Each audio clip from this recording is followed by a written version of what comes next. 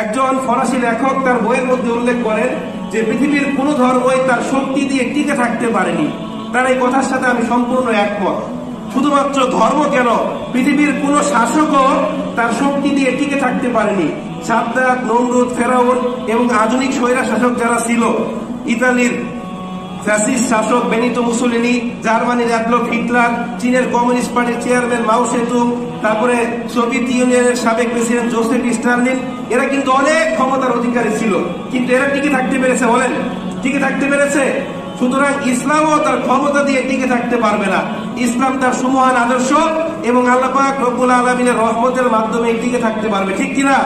এজন্য আমাদেরকে কি করতে হবে? কঠোরতাকে বর্জন করে কোমলতাকে অর্জন করতে হবে।